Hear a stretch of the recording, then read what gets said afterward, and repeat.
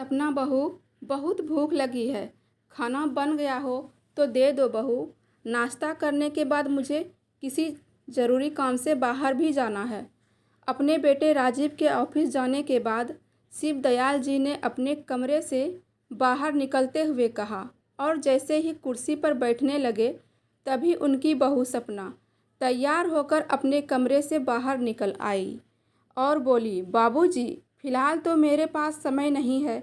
मुझे अपनी बहन के साथ शॉपिंग पर जाना है। वो मेरा इंतज़ार कर रही होगी। कहते हुए सपना बाहर जाने लगी। तभी शिवदयाल जी बोले, लेकिन बहू, मुझे बहुत तेज़ भूख लगी है और फिर दवाई भी तो खानी है। खाना खाऊंगा तभी तो दवाई ले पाऊंगा। तभी रौबदार आवाज़ में सपना ने कहा, हे भगवान, क्या एक बार सुनाई नहीं देता आपको? मैं 1 घंटे में वापस आ जाऊंगी। ज़्यादा भूख लगी है तो आप अपने लिए चाय बना लीजिए, लेकिन मेरा अभी जाना ज़रूरी है। इससे पहले शिवदयाल जी कुछ और कहते, सपना ने बाहर निकलकर अपना स्कूटी स्टार्ट किया और सर से निकल गई। शिवदयाल जी हैरानी से अपनी बहू को देखते ही रह गए। कोई और विकल्प तो नहीं था, इसलिए रसोई घर में जाकर शिवदयाल जी ने 1 कप चाय बनाई और उनके साथ एक ब्रेड खाकर काम चला लिया। परंतु बहुत देर बीत गई थी। अब तो भूख के कारण शिवदयाल जी का बुरा हाल हो रहा था। अपने कमरे में बैठे हुए उनकी नज़र टेबल पर रखी अपनी पत्नी की तस्वीर की ओर गई। एकाएक अतीत की यादें उनके दिमाग में उत्पात मचाने लगी।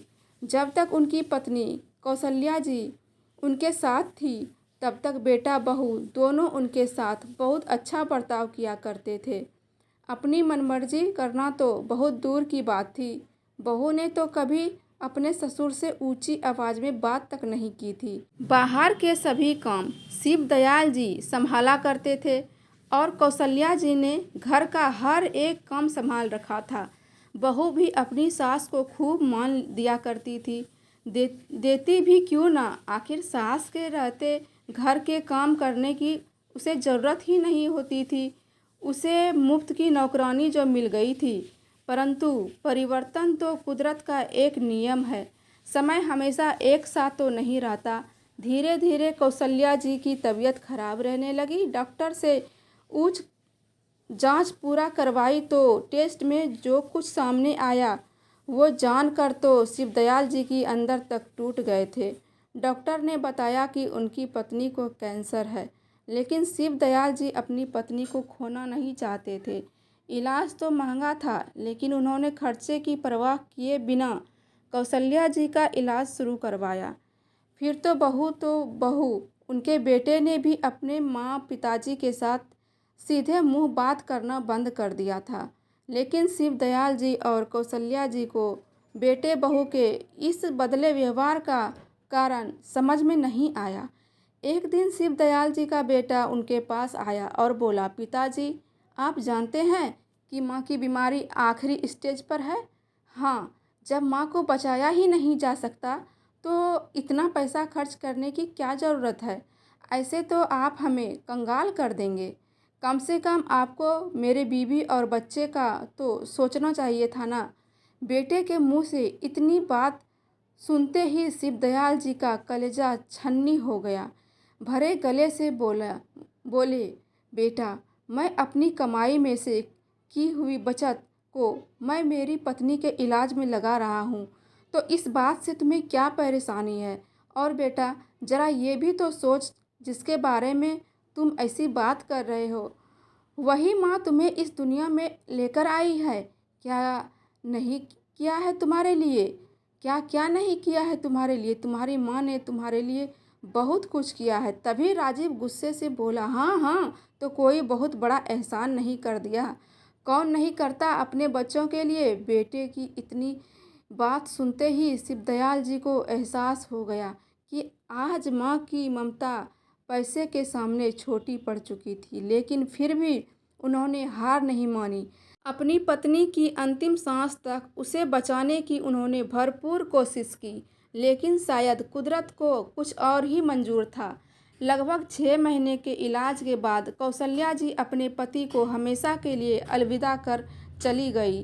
पत्नी के जाते ही जैसे शिवदयाल जी की कोई दुनिया ही उजड़ गई, पूरी दुनिया ही उजड़ गई। अक्सर सपना उनके साथ इसी तरह ऊंची आवाज़ में और बदतमीजी से बात करती, और अगर वे उसे कुछ कह देते तो उन्हें अपने बेटे राजीव के गुस्से का शिकार होना पड़ता था। शिवदयाल जी इस क्रूर दुनिया में अकेले रह गए थे। हालांकि उनके 12 साल के पोते समीर को उनके साथ समय बिताना और बातें करना बहुत अच्छा लगता था, लेकिन शिवदयाल जी को उनके साथ बैठने का ज़्यादा मौका नहीं मिलता था। सुबह के समय उसे स्कूल जाना होता था और शाम को ट्यूशन पढ़ने, और यदि कभी थोड़ी देर के लिए वो अपने दादाजी के पास बैठ जाता तो उनकी मम्मी उसे कोई ना कोई काम बता देती और किसी भी बहाने से उसे अपने पास बुला लेती थी। एक दिन रविवार को जब राजीव घर पर था तो अपने पिता के पास आया और बोला, वो बाबूजी, मैं सोच रहा था कि अब गांव में तो हम लोग रहते नहीं हैं, इसलिए गांव वाले मकान की देखभाल भी नहीं हो पाती। पहले तो आप कभी कभार वहां चक्कर लगा लिया करते थे, लेकिन अब तो काफ़ी तबीयत भी आपकी ठीक नहीं रहती, तो क्यों ना गांव वाले घर को बेच दिया जाए। बेटे की बात शिवदयाल जी को बोले, नहीं नहीं बेटा, गांव का मकान हमारी पुश्तैनी संपत्ति है, जिसे मैं हरगिज बेचना नहीं चाहता। तभी सपना झट से बोली, आप तो जानते ही हैं कि राजीव ने अभी अभी नया बिजनेस शुरू किया है, इसलिए उन्हें पैसे की ज़रूरत है, और वैसे भी ज़माना बहुत ख़राब है, और कहीं ऐसा ना हो कि किराएदार ही हमारे मकान पर कब्जा करके बैठ जाए। बेटे बहू की बात सुनकर अब उन्हें भी लगने लगा था कि बात तो ठीक है, इंसान की ज़िंदगी का कोई भरोसा नहीं, इसलिए समय रहते सब काम निपटा लिए जाए तो ही अच्छा है। आखिरकार शिवदयाल जी ने गांव का मकान बेच दिया और जो भी पैसा मिला उसका 1/4 हिस्सा अपने पास रखकर बाकी सारा पैसा अपने बेटे को दे दिए। अब सपना और राजीव बहुत खुश थे। कुछ दिनों तक तो सपना ने अपने ससुर को बहुत समय पर खाना और चाय नाश्ता दिया करती थी, लेकिन समय बीतने के साथ साथ उनके तेवर बदलने लगे। जो बहू कुछ दिन पहले तक अपने ससुर को पानी तक हाथ में दिया करती थी, अब उसे उनकी 2 वक्त की रोटी भी भारी लगने लगी थी। बात बात पर अपने ससुर को टोकना और ऊंची आवाज़ में बात करना उनका हर रोज़ का काम बन गया। शिवदयाल जी को तकलीफ़ होती, परंतु वो घुट घुट कर रह जाते। अपना दुख और परेशानी किसी के साथ साझा नहीं कर पाते थे, और आज तो हद ही हो गई थी। नाश्ता मिलने का इंतज़ार करते करते दोपहर हो गई। दोपहर के 2:30 बजे सपना घर वापस लौटी, तब कहीं जाकर शिवदयाल जी को सुबह का नाश्ता नसीब हुआ। खाना खाकर वे अपने काम से बाहर चले गए, परंतु जब शाम को घर लौटे तो बहुत अधिक परेशान थे। उस समय तक उनका बेटा राजीव भी घर पहुंच चुका था। घर लौटकर वे बोले, बेटा राजीव, मुझे अपनी दवाई खरीदने के लिए कुछ पैसे चाहिए थे, इसलिए आज मैं बैंक गया था पैसे निकलवाने। लेकिन बेटा, एक बात का मुझे बड़ा आश्चर्य हुआ। जब मैंने अकाउंट चेक करवाया तो उसमें सिर्फ 12,000 पड़े थे। ऐसा कैसे हो सकता है? गांव का मकान बेचने के बाद कुछ समय पहले ही तो मैंने अपने अकाउंट में 20 लाख रुपए जमा करवाए थे, फिर वहाँ गायब हो गए। वो सारे पैसे अब उस अकाउंट में से हम दोनों के अलावा तो पैसे कोई निकाल ही नहीं सकता। तुम ही पता करो कि आखिर बात क्या है, क्योंकि मैं तो बार बार बैंक जाकर ये काम नहीं कर सकता। तभी राजीव गुस्से से उबलते हुए बोला, पिताजी, जब आप जानते हैं कि हमारा बैंक में जॉइंट अकाउंट है और व्यापार चलाने के लिए मुझे पैसों की ज़रूरत पड़ती है, अगर मैंने आपके पैसे निकाल भी लिए तो ऐसी कौन सी बड़ी आफत आ गई? कब से बैंक में ही तो रखे थे, और फिर आपको पैसे की ज़रूरत भी क्या है? बेटे की बातें सुनकर शिवदयाल जी चौंक गए। राजीव अपनी बात कहकर अपने कमरे में जा चुका था और शिवदयाल जी हैरानी भरी नज़रों से देखते हुए खड़े रह गए। आज भी स्वयं को ठगा सा महसूस कर रहे थे वो। अपने बाकी जीवन के लिए जो पैसे उन्होंने बचा कर रखे थे, अब वो पैसे भी उनके हाथ से निकल चुके थे। कुछ समय और बीता तो एक दिन सपना ने शिवदयाल जी से कहा, बाबूजी, रसोई घर में थोड़े से जूठे बर्तन पड़े हैं, जरा उन्हें धो देना, आज मेरी तबीयत ठीक नहीं है। ऐसा कहकर सपना अपने कमरे में सोने चली गई। ठीक है बहू। अपनी बहू की मदद करने के इरादे से शिवदयाल जी ने सारे बर्तन अच्छे से साफ कर दिए। बस फिर क्या था, उस दिन के बाद से रोज़ सुबह रसोई घर में सारे जूठे बर्तन साफ करने की जिम्मेदारी शिवदयाल जी को ही दे दी गई। कभी कभार उनका पोता समीर अपनी मम्मी को दादाजी के साथ इस तरह का व्यवहार करते देखता तो इस बात का विरोध करने लगता, लेकिन सपना उल्टा उस पर ही बरस पड़ती थी और उससे पढ़ाई पर ध्यान देने कहती थी। डांट डपट कर उसके कमरे में भेज दिया करती थी। उम्र उम्र होने के साथ साथ दीनदयाल जी के कमर में दर्द रहने लगा था, लेकिन फिर भी वो जैसे तैसे काम कर दिया करते थे ताकि घर में शांति बनी रहे। परंतु सपना को इससे भी शांति नहीं मिली। धीरे धीरे उसने शिवदयाल जी पर काम का बोझ बढ़ाना शुरू कर दिया। परंतु एक दिन उनकी कमर में इतना तेज दर्द हुआ जो उनकी बर्दाश्त से बाहर था। अब उन्हें उठना भी उन्हें मुश्किल लग रहा था, इसलिए उन्होंने घर का काम करने से इनकार कर दिया। बस उस दिन के बाद से सपना की आंखों में अपने ससुर जी खटकने लगी। बीमार ससुर को बिठाकर खिलाना और उसके इलाज पर पैसा खर्च करना तो जैसे उसे एक बहुत बड़ा बोझ लग रहा था। और एक दिन उसने शिवदयाल जी को वृद्ध आश्रम में भेजने की जिद ठान ली। परंतु शिवदयाल जी अपने घर को छोड़कर वृद्ध आश्रम जाना नहीं चाहते थे। उधर समीर भी अपने दादाजी को खुश खुद से दूर जाते देख रोने चिल्लाने लगा। वो उनके बिना नहीं रह सकता, लेकिन हुआ वही जो सपना चाहती थी। दादा पोता लाख गिड़गिड़ाते, लेकिन इस सब के बावजूद एक लाचार और वृद्ध पिता को बोझ समझकर बेटा बहू ने उन्हें वृद्ध आश्रम में पहुंचा दिया। समय अपनी रफ्तार से बीतने लगा। आज शिवदयाल जी को वृद्ध आश्रम गए 13 वर्ष बीत चुके थे और ठीक 13 वर्ष के बाद समीर उसी वृद्ध आश्रम के सामने खड़ा था जहां उनके दादाजी रहा करते थे। जैसे ही समीर अंदर गया और अपने दादाजी के समक्ष पहुंचा तो उसका लंबा चौड़ा शरीर और अच्छी डील डौल देखकर शिवदयाल जी उन्हें पहचान नहीं पाए। दादाजी, आप कैसे हैं? भरी आंखें लिए समीर ने कहा और उसके चरण स्पर्श किए। तभी शिवदयाल जी कांपते स्वर में बोले, अरे बेटा, तू मेरा समीर ही है ना? और इतना कहते ही उनकी बूढ़ी आंखों से आंसुओं की धारा फूट पड़ी। प्यार से अपने पोते को उन्होंने गले लगाया और फूट फूट कर रोने लगे। कुछ देर बाद स्वयं को संभालते हुए समीर बोला, बस दादाजी, अब बस कीजिए, प्लीज़ मत रोइए। अब आपके रोने के दिन बीत चुके हैं। आज ही आप मेरे साथ अपने घर चलेंगे।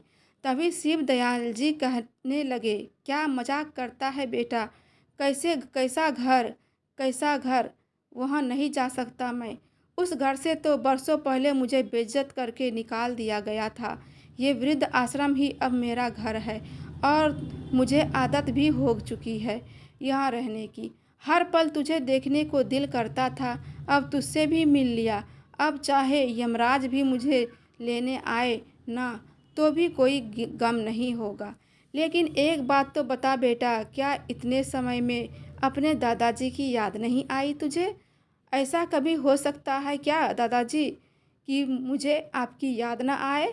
जिस समय आपको इस वृद्ध आश्रम में भेजा गया था उस समय तो मैं बहुत छोटा था। मैं बहुत रोया था। मैंने मम्मी पापा को मनाने की बहुत कोशिश की थी। वो आपको घर ले आए, लेकिन उन्होंने मेरी एक नहीं सुनी। उनके बाद 12वीं की परीक्षा पास के बाद मम्मी पापा ने मुझे विदेश भेज दिया था और विदेश जाने के बाद बीच में मैं कभी घर नहीं आया। जब पढ़ाई पूरी हुई तो मैंने वही नौकरी करनी शुरू कर दी और जानते हैं, अब विदेश से अच्छा खासा धन कमाकर लौटा है। लौटा है आपका पोता। मम्मी पापा को मेरी बहुत याद आती थी, लेकिन मैं वो समय अभी तक नहीं भूल पाया जो उन्होंने आपके साथ किया था। इसलिए मैं भी कभी उनसे मिलने नहीं आया।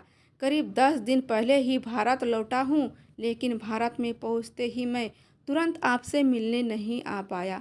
बहुत से काम हो जाते हैं जिन्हें जल्द से जल्द निपटाना था। बहुत सी तैयारियां करनी थी, जिस कारण मुझे आपसे मिलने में देर हो गई दादाजी।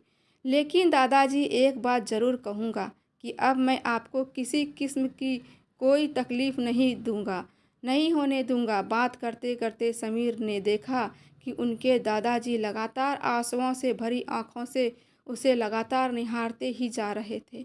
तभी समीर ने उनके कंधे पर हाथ रखते हुए पूछा, अरे क्या हुआ दादाजी, कहाँ खो गए? फिर शिव दयाल जी बोले, मैं तो यही सोच रहा था कि बेटा, क्या पता तु तुझसे मिलने की मेरी अंतिम इच्छा कभी पूरी होगी या नहीं। कभी तू भी बाकी सब की तरह मुझे भूल तो नहीं गया। लेकिन जब अपना खुद का बेटा ही अपना ना रहा, तो फिर किसी से क्या शिकायत करता मैं। तभी समीर दादाजी के गले में बाहें डालते हुए बोला, अरे दादाजी, बड़े बुजुर्ग कहते हैं कि मूल से ज़्यादा ब्याज प्यारा होता है। लेकिन जितना आपको अपना ब्याज प्यारा है ना, उतना ही मुझे मूल से प्यार है। लेकिन मैं भी क्या करता, आपके पास आने से पहले अपने पैरों पर खड़ा होना मेरे लिए बहुत ज़्यादा ज़रूरी था दादाजी। फिर शिव दयाल जी बोले, बेटा, आज तक मैं अपनी किस्मत की दोष दे रहा था कि शायद मेरी किस्मत ही फूटी है जो मुझे ये दिन देखने पड़ रहे हैं। परंतु आज तुझसे मिलने के बाद मुझे अपनी किस्मत पर नाज हो रहा है कि भगवान ने मुझे तुम जैसा होनहार पोता दिया। तो समीर उठकर खड़ा हुआ और उनका हाथ पकड़ते हुए बोला, तो दादाजी, फिर चलिए मेरे साथ। मैं अभी आपका सामान पैक करता हूँ, आप तैयार हो जाइए। लेकिन बेटा, मुझे भली भांति पता है कि मेरा बेटा बहू कैसे है। उसे घर में वो मुझे वापस कतई नहीं आने देंगे। और वैसे भी मैं यहाँ बहुत अच्छे से रह रहा हूँ, और मैं यह बिल्कुल नहीं चाहता कि मेरे कारण उस घर में फिर से लड़ाई झगड़ा शुरू हो जाए। बस तुम कुछ समय बाद आकर मुझसे मिल लिया करना। मैं तो इसी बात से संतुष्ट हो जाऊंगा। लेकिन अब उसे घर में वापस जाना मेरे लिए असंभव नहीं है। असंभव है बाबू, असंभव है। फिर समीर उन्हें तिरछी नज़रों से देखते हुए बोला, अच्छा ठीक है दादाजी, फिर तो आपकी बहू आपके आशीर्वाद से वंचित ही रह जाएगी। कोई बात नहीं, मैं जाता हूँ। इतनी बात सुनते ही देर थी कि शिव दयाल जी तो बच्चों की तरह चहक उठे। क्या क्या कहा तूने? मेरी पौत्रवधू? समीर, क्या तुमने शादी कर ली? कहते हुए शिव दयाल जी की आंखों में चमक आ गई। अरे नहीं दादाजी, भला मैं आपके बिना शादी कैसे कर सकता हूँ। विवाह की सारी तैयारियां पूरी हो चुकी है, और अगर आप मेरे साथ नहीं चलेंगे तो मैं विवाह के बंधन में नहीं बंधूंगा। नहीं बेटा, ये तू कैसी बातें कर रहा है? मेरे लाडले पोते की शादी है और मैं ना जाऊं? इस दिन का तो मुझे कब से इंतज़ार था। लेकिन बेटा, लड़की कौन है और कहाँ से है? शिव दयाल जी ने उत्सुकता बस पूछा। तो समीर ने कहा, दादाजी, अर्पिता दिल्ली शहर से है, मेरे साथ ही विदेश में नौकरी करती है वो। वहीं पर मेरी उनसे मुलाकात हुई और धीरे धीरे हम अच्छे दोस्त बन गए। पता है दादाजी, विदेश में जब भी मुझे आपकी याद आती थी तो मैं अक्सर वृद्ध आश्रम चला जाता था। फिर मेरे साथ साथ अर्पिता ने भी वहाँ जाना शुरू कर दिया। उनके आचार व्यवहार से मैं बहुत प्रभावित था। मुझे हैरानी तो इस बात की हुई कि आज के ज़माने की होते हुए भी उसे बूढ़े बुजुर्गों के साथ बैठकर उनसे बातें करना और उनका सुख दुख बांटना बहुत अच्छा लगता था। और फिर एक दिन ऐसा आया जब हम दोनों ने एक दूसरे को जीवन साथी बनाने का फैसला कर लिया। शिव दयाल जी अपने पोते समीर के लिए बहुत खुश थे। तभी समीर ने कहा, अब बिल्कुल देर मत कीजिए दादाजी, तैयार हो जाइए चलने के लिए। लेकिन बेटा, आश्रम के संचालक से भी बात करनी होगी।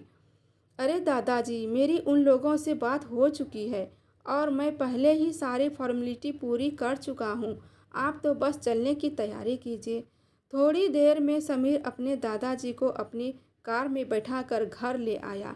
जैसे ही गाड़ी घर के बाहर रुकी और शिव दयाल जी ने नज़र उठाकर घर की ओर देखा तो उनकी आंखें फिर से सजग हो उठी। यह घर उन्होंने अपनी खून पसीने की कमाई से बनाया था और अब भी उनके ही नाम पर था, परंतु फिर भी इस घर में उनके लिए कोई जगह नहीं थी। बेइज्जत करके बेटा बहू ने उन्हें वृद्ध आश्रम भेज दिया था। जितना गिड़गिड़ाए थे वो इस घर में रहने की भीख मांग रहे थे, लेकिन किसी भी हालत में मानने को तैयार ही नहीं था उनका बेटा और बहू। और फिर धोखा तो अपने बेटे ने ही दिया था और किससे उम्मीद करता वह बेचारा बूढ़ा पिता। थोड़ी देर घर के बाहर खड़े हुए घर को यूं ही निहारता जा रहा था। तभी समीर ने बेल बजाई तो उनकी माँ सपना ने दरवाज़ा खोला। दरवाज़ा खोलते ही लाड जताते हुए वो बोली, अब आए हैं दूल्हे राजा। मुझसे तो कह गया था कि थोड़ी देर में आता हूँ। यहाँ शादी से पहले की सारी रस्मों का मुहूर्त निकला जा रहा है और हमारे बेटे का कुछ अता पता ही नहीं। फिर समीर बोला, अरे माँ, अगर ज़रूरी काम ना होता तो मैं क्यों जाता, लेकिन वो काम करना तो सबसे ज़्यादा महत्वपूर्ण था। अच्छा, हमें भी तो पता चले आखिर ऐसा कौन सा ज़रूरी काम था जो शादी के सारे काम छोड़कर चला गया। उसी समय समीर सामने से हटा तो सपना ने देखा कि दरवाजे पर सामने उनके ससुर दीनदयाल जी खड़े थे। उन्हें देखते ही सपना के होश उड़ गए। उसे तो अपनी आंखों पर यकीन ही नहीं हुआ। जैसे तैसे उसने खुद को संभाला और बोली, बाबूजी आप यहाँ? उसी समय समीर बोला, हाँ मम्मी जी, मैं अपने दादाजी को अपनी शादी के समारोह में शामिल करने के लिए लेकर आया हूँ और अब से लेकर शादी तक ये यहीं घर में हमारे साथ ही रहेंगे। समीर की ये बात सुनते ही सपना दंग रह गई। सपना का एक बार तो दिल किया कि अपने बेटे को एक जोरदार तमाचा जड़ दे, लेकिन अब वो कोई छोटा बच्चा नहीं रह गया था जिसे डांट डपट कर अपनी बात मनवा ली जाए। अब उनका बेटा जवान हो चुका था। न समझी में कोई गलत कदम उठाकर वो अपने बेटे को खोना नहीं चाहती थी, इसलिए स्वयं को शांत रखना ही उसने उचित समझा। फिर सोचने लगी, समीर ने ही तो कहा है कि बाबूजी यहाँ उनकी शादी तक ही रहेंगे और शादी तो कुछ ही दिनों में होने वाली है। इसका मतलब है कि मुझे उनसे ज़्यादा दिनों तक नहीं झेलना पड़ेगा। और अगर सोचा जाए तो एक तरह से अच्छा ही हुआ कि समीर अपने दादाजी को घर ले आया, वरना जात बिरादरी के लोग और रिश्तेदार विवाह में इकट्ठे होते तो बाबूजी के बारे में ज़रूर पूछते। मैंने तो सबको यही बताया था कि वो गांव में रहते हैं और यह अब यदि समीर की शादी में ना आते तो हमारी कितनी किरकिरी होती, बेइज्जती होती। फिर मेरी होने वाली बहू अर्पिता के सामने मायके वालों को पता है कि समीर के दादाजी भी हैं। वे लोग भी उनसे मिलने के लिए बेताब थे। अब बाबूजी के आने से सब लोगों की बोलती बंद हो चुकी थी और मुझ पर भी ज़्यादा दिन उसका बोझ नहीं पड़ेगा। शादी के बाद वह अपने वृद्ध आश्रम और हम अपने घर, ये सोचते हुए सपना के चेहरे पर एक मुस्कान आई। अगले दिन समीर अपने दादाजी को बाजार लेकर गया और उनके लिए अच्छे अच्छे कपड़ों की खरीदारी की। खरीदारी करने के बाद समीर उन्हें एक अच्छे से रेस्टोरेंट में लेकर गया, जहां उसने अपने दादाजी की पसंद का खाना ऑर्डर किया।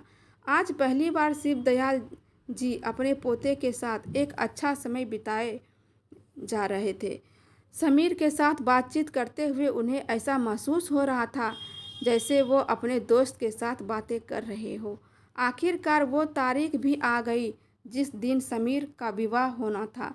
शादी के लिए एक बड़े होटल की बुकिंग की गई थी। आज तो सपना के कदम जमीन पर ही नहीं पड़ रहे थे।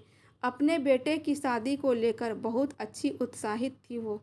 उसे सबसे ज़्यादा उत्साह तो इस बात का था कि शादी के बाद उसका बेटा बहू वापस विदेश नहीं जाएंगे, बल्कि विदेश की नौकरी छोड़कर भारत में ही नौकरी करेंगे और उनके साथ रहेंगे। मन ही मन वो अपने संजो रही थी सपने कि बेटा बहू साथ रहेंगे तो ज़मीन कितना खुशहाल हो जाएगा, जीवन कितना खुशहाल हो जाएगा और कल को पोता पोती भी होंगे और पूरा घर खुशियों से चहक उठेगा। हमारा बुढ़ापा तो खूब मज़े में कटेगा। लेकिन दोस्तों, एक कहावत है ना, बोए पेड़ बबूल का तो आम कहाँ से होए। अपने भविष्य के सुनहरे सपने संजोते हुए सपना शायद इस बात को भूल चुकी थी कि कुछ देर में समीर तैयार होकर आया तो सपना उनकी उनकी बलाएं ही लेती जा रही थी। और उधर जैसे ही शिवदयाल जी ने अपने पोते को दुल्हा बना देखा तो उनकी आंखें खुशी के आंसुओं से भर आई। इस दिन का इंतजार तो उन्हें कब से था। धूमधाम से विवाह की सारी रस्में संपन्न हो गई। दुल्हा बना समीर अपने दादाजी को अपने दोस्तों और अर्पिता के परिवार वालों से मिलवा रहा था। हर बात में वो बस अपने दादाजी को ही तवज्जो दे रहा था। ये बात सपना को कतई पसंद नहीं आ रही थी, परंतु अपने बेटे की शादी के समय में वो कोई तमाशा खड़ा नहीं करना चाहती थी। इसलिए किसी तरह वह अपने गुस्से को पी गई, परंतु मन ही मन उसने ठान लिया था कि विवाह की रस्में पूरी होने के बाद जैसे ही सभी रिश्तेदार चले जाएंगे तो वो अपने बेटे की कोई मनमानी नहीं चलने देगी और अपने ससुर को वृद्ध आश्रम वापस भेजकर ही रहेगी। जब विदाई का वक्त हुआ तो नवविवाहित जोड़े के लिए फूलों से सजी गाड़ी तैयार हो चुकी थी। उस गाड़ी में समीर ने सबसे पहले अपने दादाजी को बैठाया। उनके बाद समीर और उनकी पत्नी अर्पिता गाड़ी में बैठे। लेकिन जैसे ही समीर के माता पिता गाड़ी में बैठने लगे तो समीर ने कहा, अरे माँ, इस कार में आप लोगों की जगह तो नहीं बन पाएगी, आप दूसरी गाड़ी में आ जाइए। इतना सुनते ही उसे बहुत गुस्सा आया। ये बात सुनते ही सपना के कलेजे पर सांप लौटने लगे। चेहरे से ईर्ष्या साफ झलक रही थी। लेकिन जब उसने नज़र उठाकर इधर उधर देखा तो सभी रिश्तेदार उसकी ओर देख रहे थे। एक फीकी सी मुस्कान के साथ अपने पति को लेकर वो दूसरी कार में जाकर बैठ गई। उसके बाद घर पहुंचकर उसे दुल्हा दुल्हन के स्वागत की तैयारी भी करनी थी। इसलिए सपना ने ड्राइवर को जल्दी से उन्हें घर पहुंचाने को कहा। रास्ते भर मन ही मन वो यही बड़बड़ा रही थी, बहुत उत्साहित थी और यही सोचती जा रही थी कि आज समीर और अर्पिता का तो घर में बड़ी धूमधाम से स्वागत किया जाएगा, लेकिन समीर के दादाजी को मैं अपने घर की चौखट लंघने नहीं दूंगी। उन्हें बाहर से ही वापस वृद्ध आश्रम भेज दूंगी। थोड़ी ही देर में सपना अपने पति राजीव के साथ अपने घर पहुंच गई। घर पहुंचकर देखा तो दुल्हा दुल्हन की गाड़ी अभी तक नहीं आई थी। सपना ने राहत की सांस ली, ये सोचकर कि चलो बच्चों के स्वागत की तैयारी के लिए थोड़ा समय तो मिल जाएगा। बड़े जोर के साथ दौड़ते दौड़ते उसने सारी तैयारियां की। चावलों से भरा कलश द्वार पर रखा और तिलक और आरती के लिए थाल सजाकर ले आई और बेसब्री से दरवाजे पर खड़े होकर अपने बच्चों की राह देखने लगी। देखते ही देखते 1 घंटा बीत गया, लेकिन बेटा बहू का कुछ अता पता नहीं चला। उनकी राह देखते देखते जब सपना थक गई तो राजीव से बोली, अजी देखिए तो आखिर रह कहाँ गया आपका बेटा। तुम चिंता मत करो, मैं फ़ोन लगाकर पूछता हूँ। ऐसा करते हुए राजीव ने समीर को फ़ोन लगाया, लेकिन समीर ने फ़ोन नहीं उठाया। अब तो बेटा बहू के इंतज़ार में सपना और राजीव की आंखें पथराने लगी थी, लेकिन कोई आया। सपना ने समीर को फिर से फ़ोन लगाया तो इस बार उसने फ़ोन उठा लिया। समीर की आवाज़ सुनते ही सपना बोली, हेलो बेटा, आखिर तुम लोग हो कहाँ? आने में इतनी देर क्यों हो रही है? यहाँ मैं और तेरे पापा कब से तुम्हारी राह देख रहे हैं। तुम लोगों के स्वागत के लिए कब से घर के दरवाजे पर खड़े हैं। मम्मी, वो दरअसल बात ये है कि पहले हम लोग वृद्ध आश्रम चले गए थे और काफ़ी समय वहीं रह गए। बेटे की यह बात सुनते ही सपनों का चेहरा खिल उठा और मुस्कुराते हुए बोली, ये तो तूने बहुत अच्छा किया बेटा, जो दादाजी को पहले ही वृद्ध आश्रम में छोड़ आया। नहीं नहीं माँ, आप शायद गलत समझ रही हैं।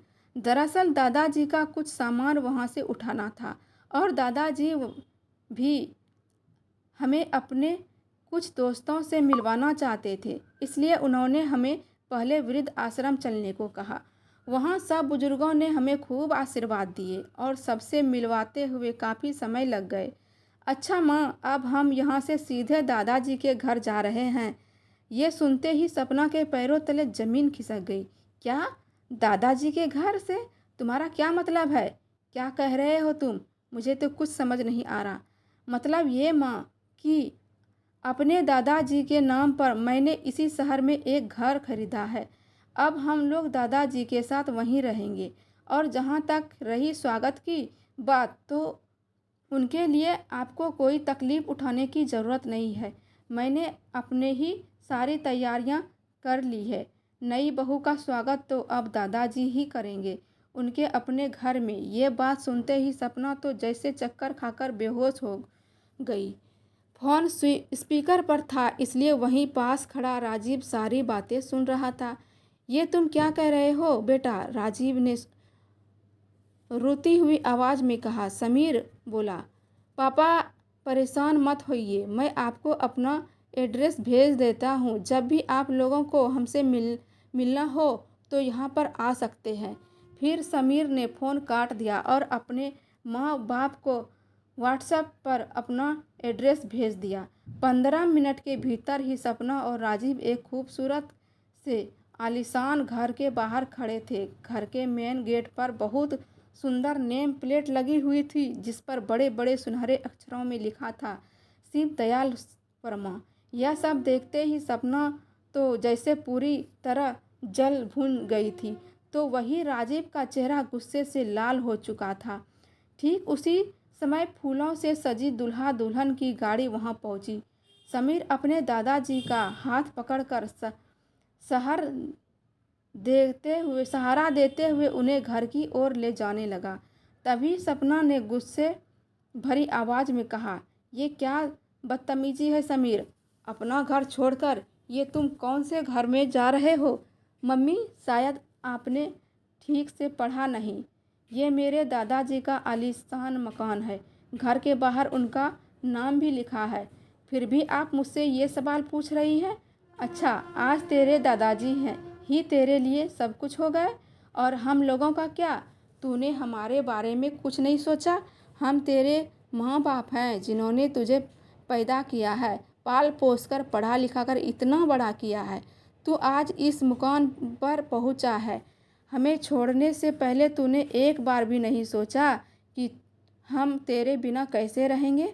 तू इतना स्वार्थी कैसे कैसे हो सकता है तू? बेटा, पिता के समीर से पूछा तो समीर बोला, क्यों पापा, क्या दादाजी आपके जन्मदाता नहीं हैं, जिन्होंने खून पसीना एक करके आपकी सारी ज़रूरतें पूरी की, आपको पाल पोस कर बड़ा किया, पढ़ाया लिखाया, समाज में खड़े रहने लायक काबिल बनाया? लेकिन क्या आपने उनके साथ ठीक किया? अरे, उनके सिर से छत ही छीन ली आपने तो। जो घर उन्होंने अपनी मेहनत से बनाया था, इस घर से आपने उन्हें निकाल दिया। उन्हें इतना बड़ा धोखा देने से पहले आपको इस बात का ख्याल क्यों नहीं आया? अरे, शुक्र कीजिए भगवान का कि मेरे दादाजी ने आपसे वो घर खाली नहीं करवाया। कितना बड़ा दिल है मेरे दादाजी का। आप दोनों के पास तो दादाजी का बनाया हुआ मकान है, वहाँ आप आराम से रहिए। लेकिन आज के बाद मुझसे उम्मीद मत कीजिएगा कि मैं आपके साथ रहूँगा। हमारे स्वागत के लिए दादाजी आरती की थाली लिए खड़े हैं। यदि आप आना चाहते हैं तो कुछ देर के लिए आ सकते हैं। ऐसा कहकर समीर अपनी पत्नी का हाथ पकड़कर चौखट तक पहुंचा तो शिव दयाल जी उन दोनों को तिलक लगाते हुए उनका स्वागत करने लगे। उनके दिल से अपने पोते और पौत्र वधू के लिए अनगिनत दुआएं निकलने लगी थी। आरती के बाद उन्होंने दोनों हाथ उठाकर उन्हें खूब आशीर्वाद दिए। उधर बहू के सामने बेटे के मुंह से ये बातें सुनते हुए सपना और राजीव शर्म के मारे ज़मीन में गड़ते जा रहे थे। अतीत की सारी बातें उनके दिमाग में घूमने लगी थी। उनके अपने कर्म ही उनके सामने आकर खड़े थे। उनकी आंखों से आंसुओं की धारा बहती जा रही थी और आज समीर अपने दादाजी की आंसुओं की एक एक बूंद का हिसाब कर चुका था। तो दोस्तों, आज की ये हार्ट टचिंग इमोशनल स्टोरी आपको कैसी लगी कमेंट में ज़रूर से ज़रूर बताइएगा। हर हर महादेव।